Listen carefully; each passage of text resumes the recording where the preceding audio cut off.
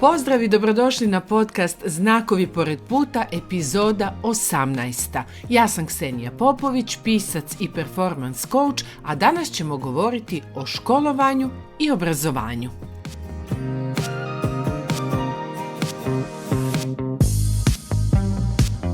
Ukoliko vam se dopada to što čujete i ukoliko već niste, molim vas da kliknete na subscribe kako bi platforma preko koje me slušate prepoznala da je moj sadržaj kvalitetan i nudila ga i drugim korisnicima.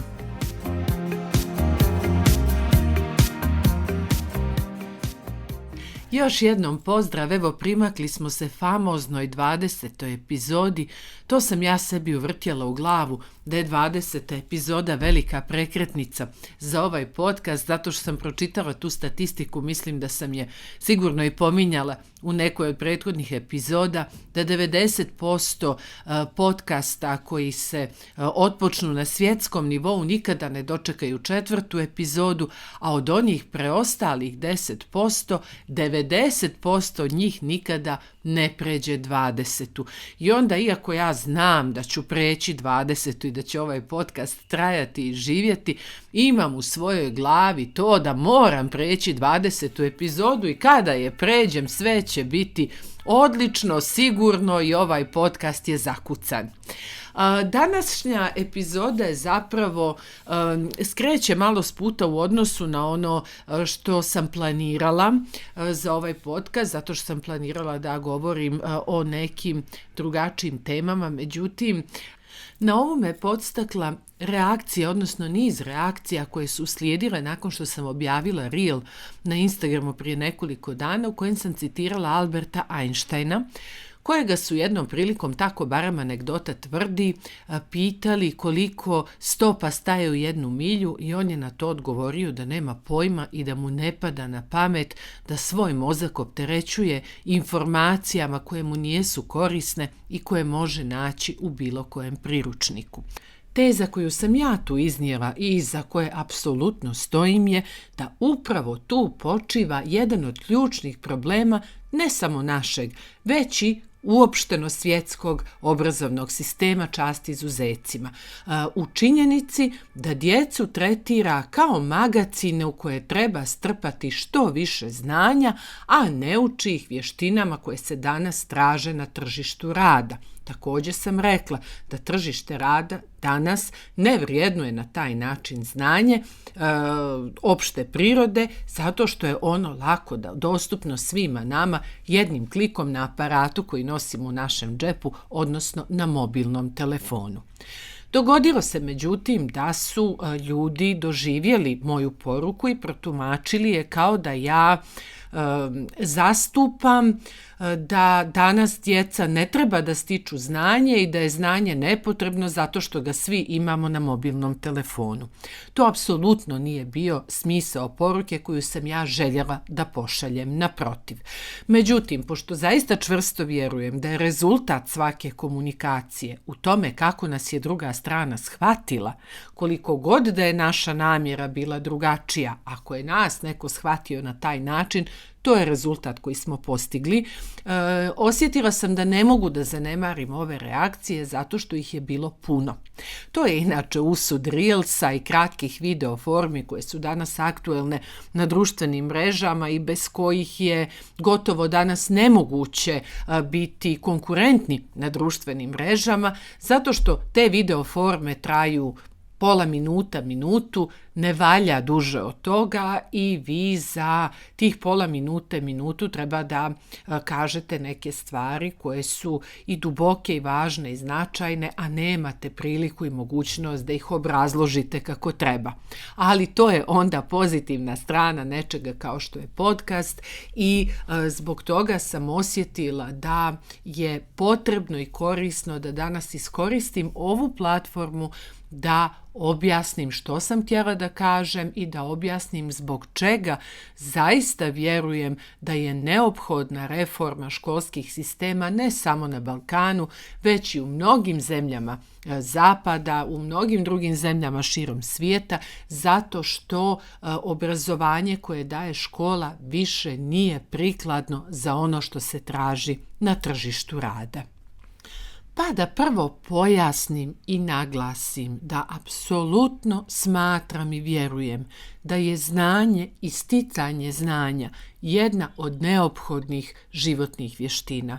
Da ljudi koji su iz bilo kojeg razloga uskraćeni za osnovno obrazovanje, pritom kad kažem osnovno obrazovanje ne mislim formalno da jesu ili nijesu završili osnovnu školu, nego mislim na to da ne vladaju osnovnim znanjima o svijetu oko nas, o istoriji, dakle o tome odakle potičemo, kako smo došli do toga da danas živimo na ovaj način, da imamo ovakva državna uređenja, da imamo ovakav način razmišljanja, način djelovanja. Ljudi koji ne znaju osnovne stvari vezane za biologiju, nauku, ljudi koji nijesu kroz matematiku na adekvatan način učili da logiciraju, koji nijesu naučili da se izražavaju. Zaista vjerujem da vode siromašnije živote od onih koji imaju takva znanja.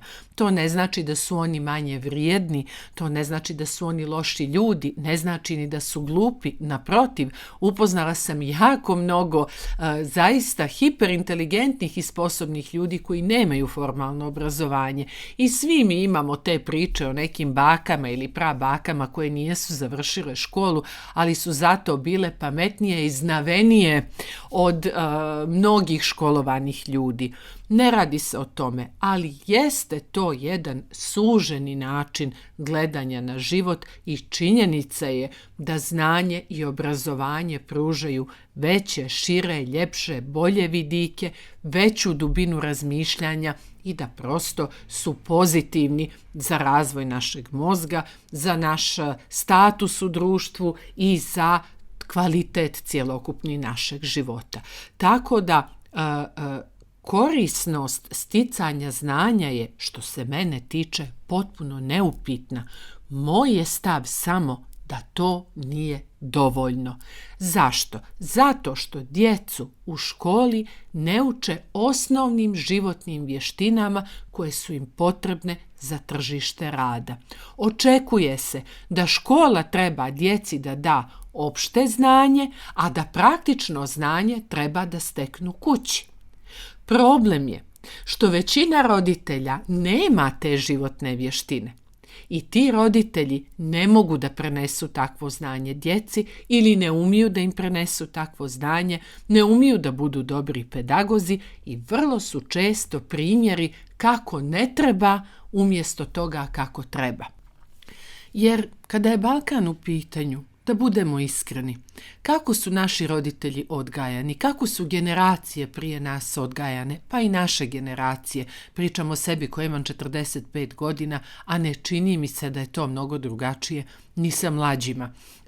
To su generacije koje su izreda odgajane ili da završe fakultet da ne bi morale da rade i koje su svakako školovane i obrazovane da budu službenici, a ne da razmišljaju preduzetnički. A preduzetnički način razmišljanja je nešto što je korisno za sve profesije, bilo da je to zanat, bilo da je to medicina, advokatura ili bilo koja druga vrsta profesije. To su oni sposobni, snalažljivi zaposleni koji umiju da razmišljaju mimo određenih šablona, koji umiju da rješavaju probleme kakve cijeni svaki poslodavac u svakoj mogućoj zamislivoj branši. Nas škola ne uči ničemu sličnom i većina roditelja ne umije da nas nauči bilo čemu sličnom, baš kao što većina roditelja ne umije sa novcem, ne umije da zaradi novac i ne udubljuje se dalje od tog načina života od prvog do prvog, gdje mogu da se oslone na određeni prihod, na određenu platu i na to da će njihov život uvijek biti isti. To je mentalitet unutar kojega se ne napreduje u bilo kojoj profesiji, mentalitet gdje se živi stihijski, po inerciji i gdje je zaista prostor za napredak, prostor za lično i profesionalno ostvarenje dosta sužen. To opet ne znači da su ovi ljudi manje vrijedni, da ovi ljudi nisu posvećeni poslu, da ne zaslužuju više i da ne bi mogli više. To samo znači da ne vladaju vještinama koje su potrebne da bi se izdigli, da bi uspjeli da postignu određene stvari i onda obično im je za to kriva država, krive su okolnosti, oni nemaju sreće, oni ne umiju ili ne može se doći na red od maminih, tatinih sinova i tako dalje. Uvijek postoje izgovori i to nije nešto za osuđivanje, to je prirodno, normalno i ja sam ista to u svoje pero radila zato što ni ja nisam vladala tim vještinama, već sam morala, Boga mi, da zagrijem storicu sa svojih 40 godina i sjednem i naučim kako se to radi, zato što nisam znala odakle da počnem. Sama pomisao da osnujem svoju firmu je bilo nešto što me je stravljivalo. To ne znači opet da ja propagiram da vi treba da napustite vaš posao, da osnujete svoje firme. Ja samo pričam o tome da na tržištu rada se traže ljudi danas koji imaju preduzetnički duh, koji umiju da razmišljaju, koji umiju da rješavaju probleme, koji su snalažljivi. Druga stvar koja je problematična u današnjem načinu školovanja je to što se vrlo često ocjene doživljavaju kao mjerilo sposobnosti, a ocjene nisu mjerilo sposobnosti na tržištu rada. Ocjene su mjerilo sposobnosti za savladavanje gradiva. I postoje djeca koja vrlo lako uče i savladavaju gradivo bez pola muke i koja zaista s lakoćom dobijaju fantastične ocjene, imaju fantastične prosjeke. Kao što postoje djeca koja možda to ne mogu tako brzo da jednom čuju lekciju na času i da je zapamte i da samo moraju da je pogledaju još jednom kući, oni je znaju. Postoje djeca koja zaista moraju dobro da se preznoje da bi savladala i koja ulože ogromni trud da to učine i zasluže itekako te odlične ocjene koje dobijaju. Što se međutim dešava? Dešava se da ljudi vjeruju da to što su bili fantastični đaci ili što im je dijete bilo fantastičan đak predstavlja garant da će to dijete biti sutra uspješno, da će imati zagarantovan posao i često čak i očekuju da će zbog tih fantastičnih rezultata u školi država prepoznati te kadrove i kao takve ih zbrinuti. To su recidivi nekog sistema koji danas nije više aktuelan. Nije moj zadatak ovdje da ja prosuđujem koji je sistem bolji, niti je to diskusija u koju želim da ulazim. Samo konstatujem da je to činjenično stanje na današnjem tržištu rada.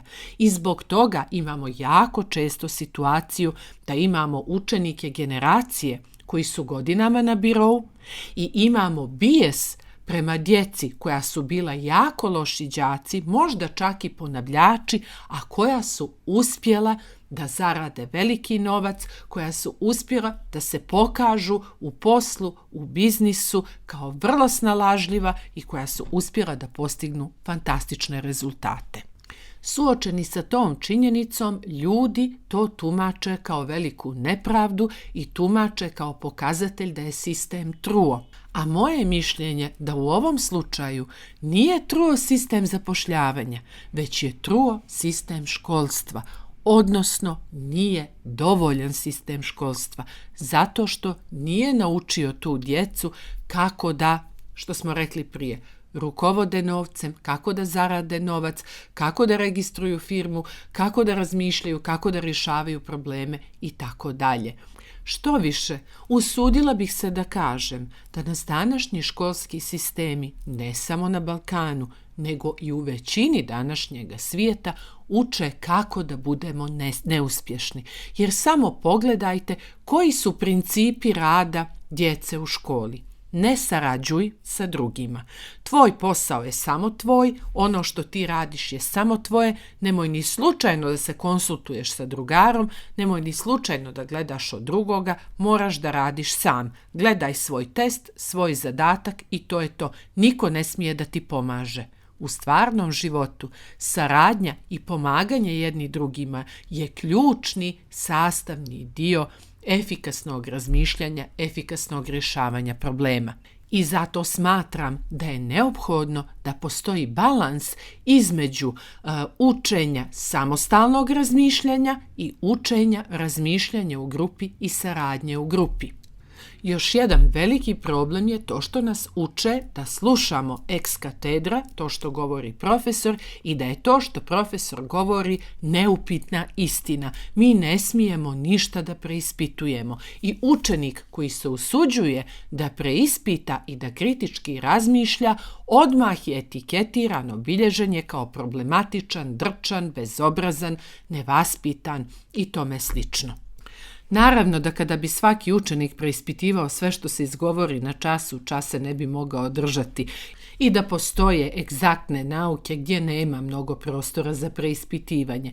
Ali ta filozofija da nema preispitivanja se primjenjuje i na one predmete gdje su zaista posrijedi subjektivni doživljaji i gdje bi trebalo da možemo da razgovaramo o stvarima. I tako imate situaciju, recimo evo banalni primjer, da imate jako mnogo ljudi koji će, barem je u Crnoj Gori tako, da vam odgovorno tvrde da ne postoji u istoriji književnosti boljega pisca od Fjodora Dostojevskog. Moje je mišljenje da je to vrlo autističan pogled na svijet, tim prije što kada razgovarate dublje sa ljudima koji to tvrde, ispostavi se da ti ljudi nikada nisu pročitali mnoga druga imena svjetskog kalibra, da nikada nisu čitali, Tomasa Mana, Viktora Hugoa, da ne znaju ništa o piscima sa nekih drugih kontinenata, iz Latinske Amerike, iz Afrike, iz Azije, da je stoga njihov zapravo vidik književnosti, njihovo poznavanje književnosti vrlo ograničeno, ali njima je servirano. Zato što na Balkanu postoji ta sklonost, naravno što je normalno ka slovenskim kulturama, servirano im je da je Dostojevski najboljih svih vremena, a umjetnost je nešto što je podložno subjektivnom doživljaju i moje mišljenje je da postoji određeni broj književnika širom svijeta kroz istoriju književnosti koji pripadaju samom vrhu, a koga ćete vi od njih smatrati najboljim je stvar ličnog afiniteta i ličnog ukusa. Međutim, kod nas se čak i ove vrste nauka tretiraju kao egzaktne nauke u kojima je sve ono što profesor kaže aksiom koji se ne preispituje, tvrdnja koja se ne preispituje, a to je poguban način razmišljanja kada je u pitanju čitav set vještina koji je neophodan za tržište rada, za snalažljivost u ovom životu i na ovome svijetu.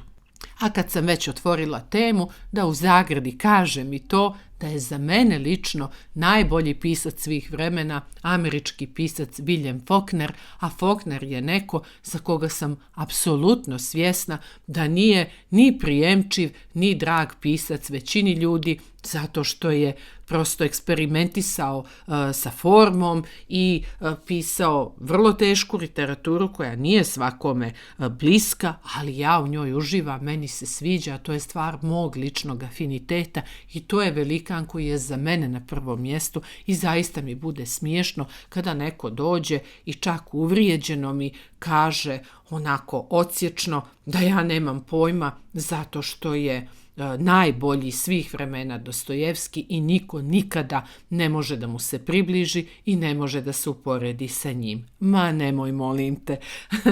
To je subjektivna stvar, subjektivni doživljaj i svako ko se imalo razumije u književnost može i mora i vjerovatno će prepoznati da je u pitanju jedan od najvećih književnika i umjetnika koji su ikada stvarali na ovoj našoj planeti Zemlji, ali zbog toga ne mora da ga smatra najboljim i boljim od nekih drugih koji su također takvoga kalibra.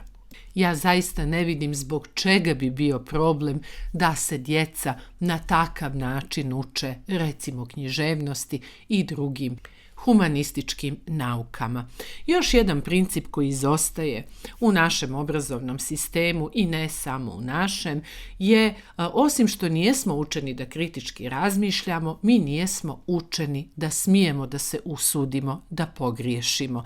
To je nešto što kao lekcija životna izostaje i unutar porodica i unutar školskog sistema. Svaka greška, svaki nedostatak, svako neznanje je smak svijeta i često bude i predmet poruge, naravno loših ocjena i tome slično.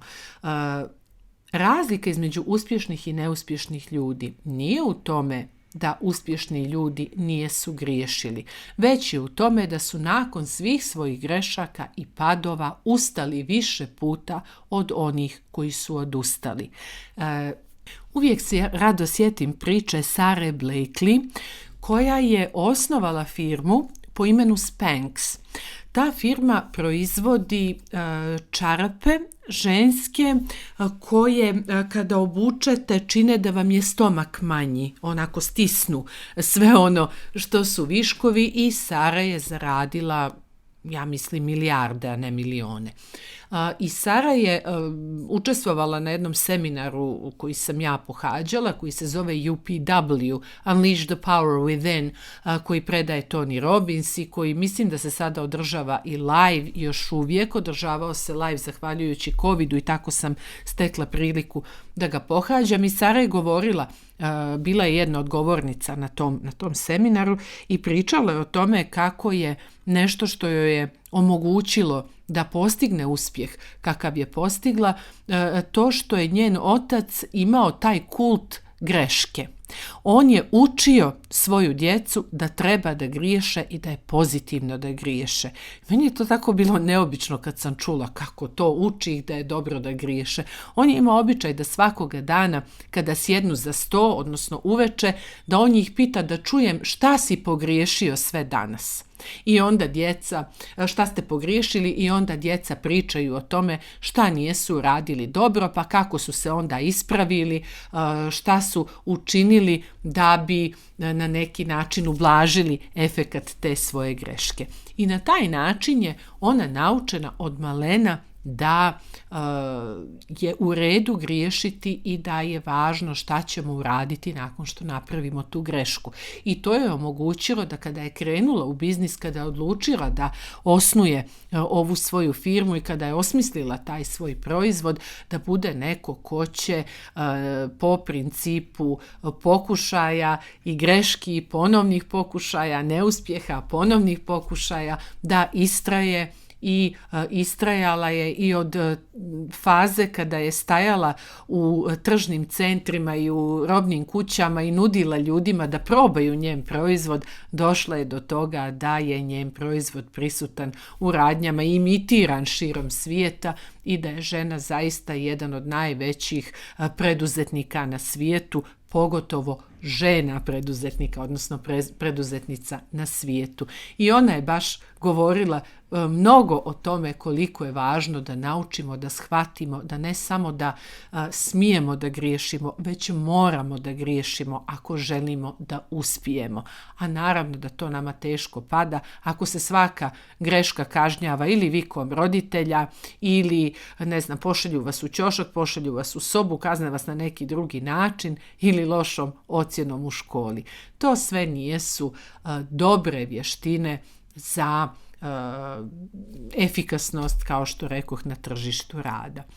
I znate, ovo sam namjerno ostavila za kraj zato što ne želim da objašnjavam svima sve i ne osjećam da treba, da sam dužna da odgovaram na svaki komentar na Instagramu, ali znate, desilo se da među komentatorima je naravno bilo i jako uvredljivih ljudi i jedna mi je rekla da mi se vidi po gestikulaciji da sam strašno glupa i potpuno neobrazovana. Niti sam glupa, niti sam neobrazovana, ali želim evo na kraju za one koji su odslušali ovo što sam vam sve ispričala danas, da pomenem to da ja sam imala veliku sreću da odrastam širom svijeta. S jedne strane je to bila sreća, s jedne strane je bio i hendikep zato što nisam imala svoje fiksno društvo, puno sam se selila, bila sam puno usamljena, ne kažem ovo da bi me bilo ko sažalijevao, već prosto da ne mislite da ukoliko niste imali takvo iskustvo da kad odete negdje iz naših zemalja da sve cvjeta i da je sve lako i jednostavno, ali suština je da sam ja studirala na jednom od najprestižnijih univerziteta u Europi. To je Università Cattolica del Sacro Cuore u Milanu.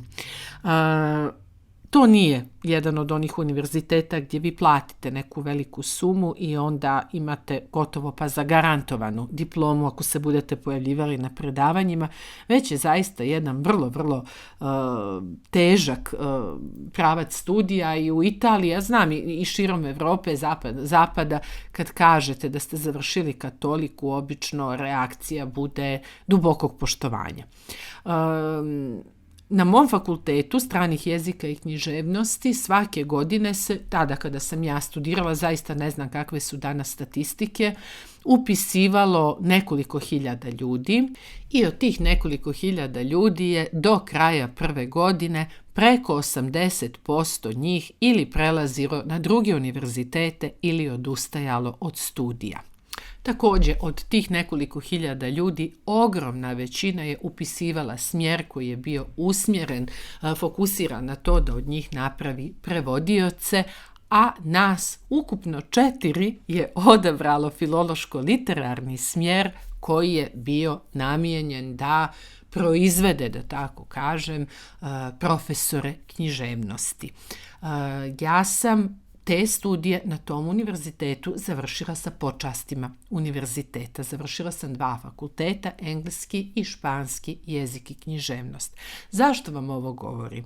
Ne da bih se hvalila, već da bih vam pokazala da je obrazovanje nešto do čega veoma držim i da je, kad se samo vidi što sam ja studirala, kako sam studirala i koji su bili moji kriterijumi na temu ocjena, a da ne pominjemo sve što sam poslije toga učila, dodatno se školovala, sve ove vještine koje sam sticala da bih mogla se bavim ovim poslom, sve to, ja bih rekla, vrlo jasno ukazuje koji je moj stav po pitanju sticanja znanja. I da je zaista apsurdno pomisliti da sam ja neko ko bi advokatisao za to da djeci nije potrebno znanje zato što imaju mobilne telefone koji sadrže svo znanje. Daleko od toga. Ali isto tako, kada pogledam na svoj fenomenalni, prestižni, zaista kvalitetni univerzitet koji sam pohađala i na moje studije, vjerujem i sigurna sam da bi me mnogo bolje pripremilo za eventualnu profesuru, za eventualne postdiplomske studije, za eventualni opstanak opet na tržištu rada, jer to je tržište rada, da bi me mnogo bolje pripremilo da su nas učili nekim praktičnim stvarima, umjesto što se od nas tražilo i padali smo ispite ako ne znamo kojeg je tačno datuma izašao prvi folio, odnosno prvo je bio in quarto, tako se to zvalo, Romea i Julije, govorimo o 16. vijeku kada je Šekspir počeo da piše Romea i Juliju, pa je bio taj in quarto, to vam je bio list koji se savija na četvrtine, vjerujte, pamtim, to je evo 20 i kusur godina od kad sam bila na fakultetu, jer je to toliko bilo bitno da mi znamo koje godine izašao prvi in quarto, pa drugi in quarto, pa prvi folio, pa drugi folio, pa treći folio. To su vam otprilike razna izdanja, odnosno razne verzije koje je Šekspir pisao Romea i Julije.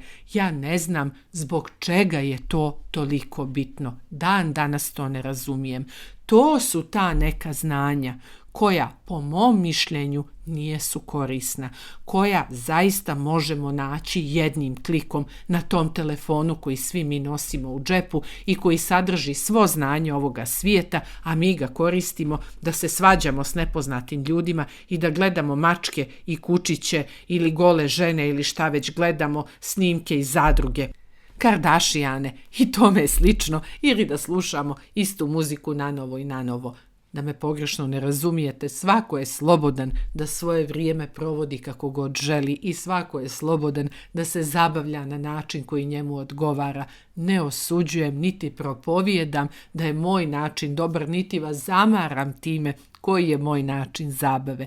Ono što hoću da kažem je, normalno je da djeca u školi treba da stiču znanja, treba da uče, treba i da uče na pamet, ne zato što će im to biti korisno jednoga dana da znaju na pamet ovu ili onu pjesmicu, već zato što na taj način razvijaju vijuge, razvijaju pamćenje, uče kroz matematiku kako da logiciraju, uče nešto, stiču obrazovanje o svijetu koji ih okružuje i o svemu onome što je prije bilo.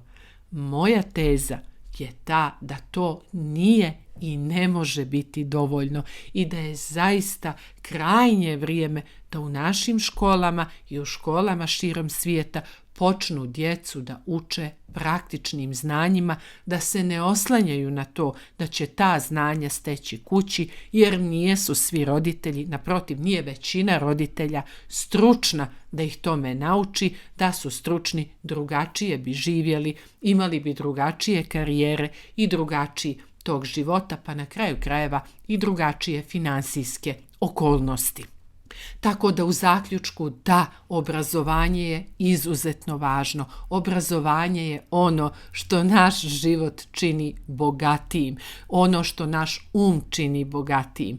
I naravno da postoje profesije koje zahtijevaju duboku, jaku, teoretsku ukorijenjenost, znanje, vladanje činjenicama, detaljima, podacima, sve to stoji. Ali čak i u tim profesijama korisno je imati preduzetnički način razmišljanja. Korisno je to unaprijediti, to upotpuniti. I zbog toga, dok naš školski sistem i školski sistemi širom svijeta ne počnu da stavljaju fokus i na ovaj segment znanja, a ne samo na tretiranje naših umova kao magacine informacija, bit će neophodno, potrebno i korisno da se dodatno edukujemo na drugim mjestima. Srećom, zahvaljujući internetu, danas imamo pristup jako dobrim, kvalitetnim i korisnim resursima, čak i besplatno. Ja sam sve što znam ili skoro sve što znam o vođenju firme, o digitalnom marketingu, komunikaciji sa klijentima, sve sam to naučila sa jednog podcasta, konkretno sa podcasta Jenny Kutcher, jer imam sreću da mogu da slušam na engleskom jeziku i znanje da mogu da slušam na engleskom jeziku. Postoji toliko mnogo resursa, toliko mnogo sjajnih učitelja, što besplatno, što za određene svote novca, od kojih možete steći vještine i znanja koje će vam omogućiti da budete konkurentni i da budete neko ko će se istaći ili kada treba da se zaposlite ili na poslu koji već imate.